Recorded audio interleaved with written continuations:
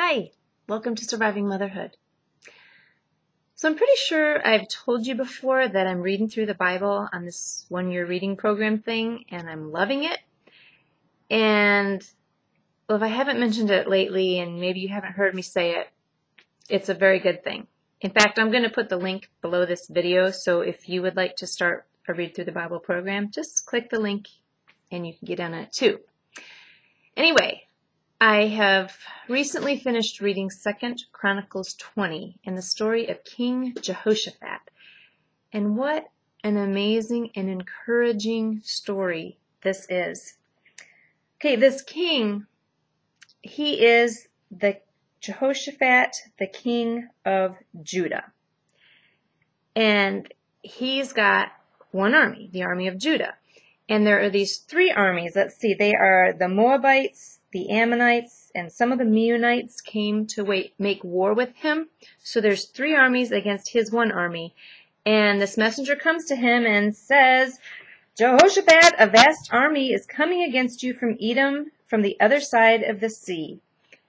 And he's alarmed, so he proclaims a fast for all the people and tells them they're going to seek God.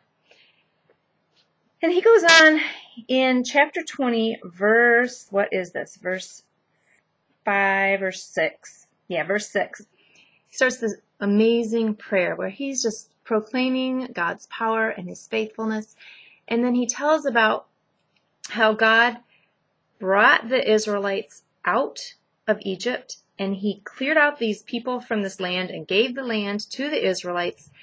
But he didn't clear out this one particular land. And he says, and now see how these people are repaying us. The people from this other land that they left alone are coming to attack them to take away the land that God gave them. He says, Oh, our God, will you not judge them? For we have no power to face this vast army that is attacking us. We do not know what to do, but our eyes are upon you. That sentence is just the biggest thing to me. We do not know what to do, but our eyes are upon you. Jehoshaphat is coming to God, who he knows is all-powerful, who he knows has done all this stuff, and he says, we can't face this vast army.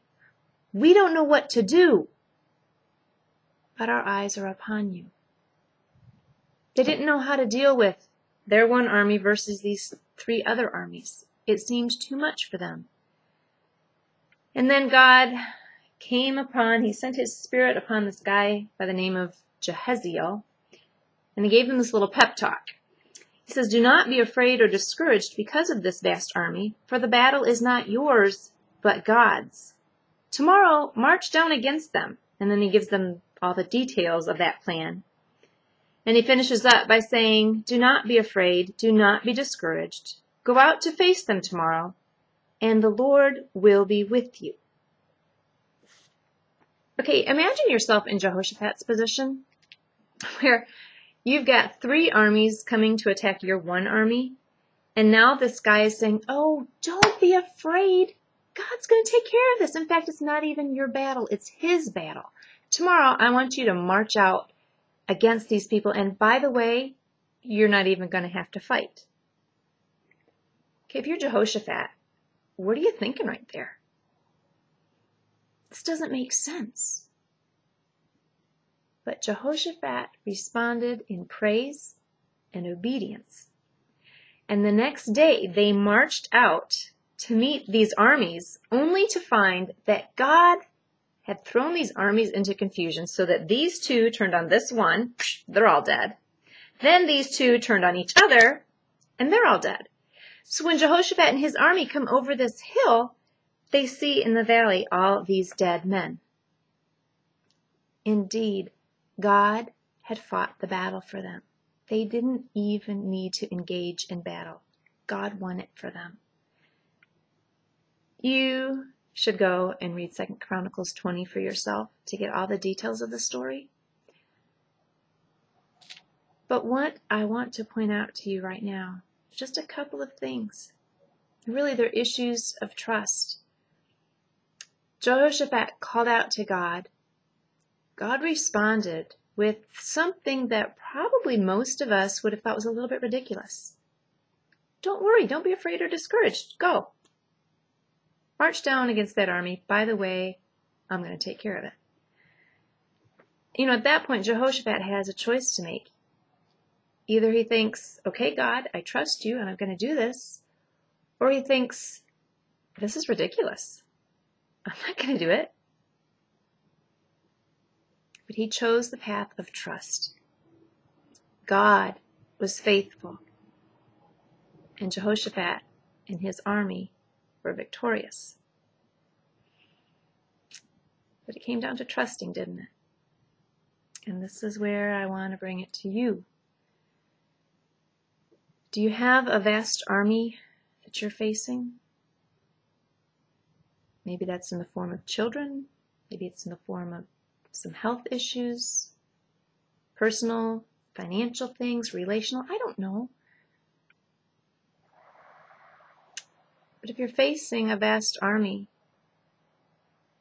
will you seek God? Just like Jehoshaphat did, will you seek him? God, I don't know what to do. I can't face this vast army on my own. I can't do it myself. I don't know what to do. But my eyes are upon you. Will you trust him enough to get down before him and confess your need, your desperate need for him? And then when he leads you, even if it's down a path that doesn't make sense to you, a path that says, okay, take your one little army and go face these 3 armies. By the way, you don't even have to fight. Will you trust him enough to follow his lead? It's one of the things I love about reading the Bible. It's because we get all these examples of God's power and his faithfulness. But I really believe if we just read it here and think, well, that's a really great story, and we don't apply it here, we don't look for how it interacts with our life, then what's the point? So it's my question.